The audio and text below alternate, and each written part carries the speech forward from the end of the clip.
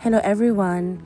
So today, manonood kami ni Ate Raquel, yung pinsan ko, ng Conjuring dito sa may Venice Grand Canal sa McKinley.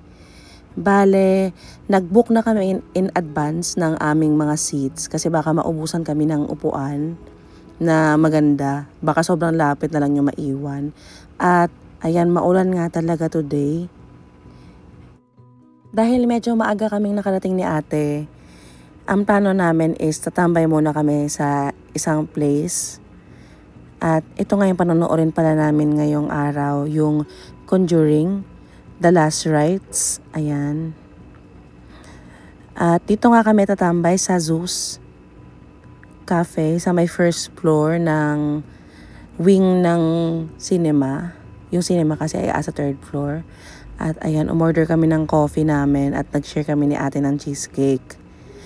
At aakit na nga kami dahil malapit na mag-start yung movie. Ayan, sa third floor nga as I said earlier, yung cinema. Ang ganda nung pagkagawa, parang glass house.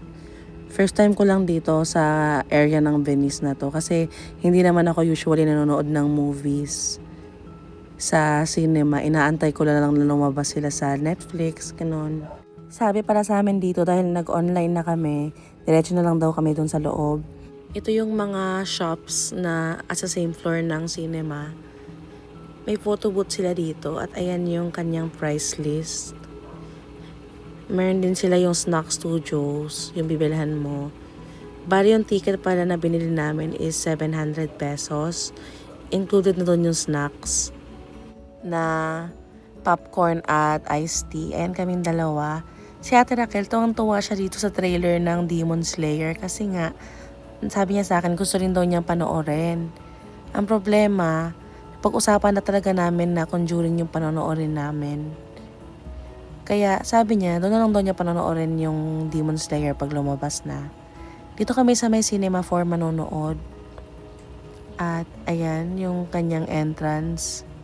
Bali yung na-reserve ko palang seats, asa gitna siya na portion. Second to the last row ng cinema na to. Malaki kasi yung cinema pero ang onti lang ng kanilang seating capacity kasi ganito yung nga yung upuan. May mga partition. At ayan yung view from our seat. Bale, tuwang-tuwa pala kami dito sa controls ng upuan. Kasi yung footrest niya pwede mong iangat. Tapos yung kanyang sandalan pwede mo ring ibaba. Parang nakahiga ka na kumbaga. At ayan si Ate Raquel tuwan-tuwa rin sa pag-adjust ng kanyang mga upuan. Pasensyahan nyo na kami kasi talagang matagal na kaming hindi nakakanood ng sine. Lagi kami nanonood sa Netflix lang talaga. Or paminsan yung sa Reels, yung mga putol-putol na ine-explain, ganun. Bali, nag-aantay lang kami na mag-umpisa yung movie. Tapos na nga yung movie. Nagustuhan naman namin. At medyo nakakatakot nga talaga. Bale, bibili lang pala kami ng pasalubong kay mama later. Ayan, nag-freshen up lang kami. Ito yung gusto ni mamang pasalubong, popcorn. Kaya bumili din ako. Si Ate Ken nag-pictorial with Batman kasama ang kanyang Superman na cup. Tumigil na nga yung ulan kasi kanina sobrang lakas. Bagay yung damit ni Rachel dyan. Anong masabi mo sa movie? Wala, hindi ako nakasigaw.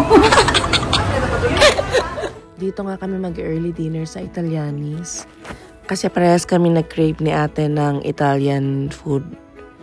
At ayan, namimili kami ng kakainin. Pero bago yon, dito muna kami sa unlimited nilang bread na ididip sa olive oil and balsamic vinegar. Sobrang favorite namin to. At dumating na nga yung order ni Ate Raquel na salad for appetizer. Kasi ito yung order naming basil iced tea. Yung akin pumpkin soup. Ito kay Ate Kel, pasta arrabbiata. And then yung steak ko. Dumaan din pala kami sa Puma para tumingin ng shoes ni Ate Kel. At ito yung una niyang natipuhan. Pero yung nakuha niya talaga ay ito yung silver.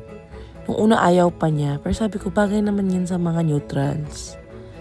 At ayan, kinuha na nga namin. Mabalik na rin kami ng parking at uuwi na rin sa wakas. At ayun lang, maraming salamat sa panonood.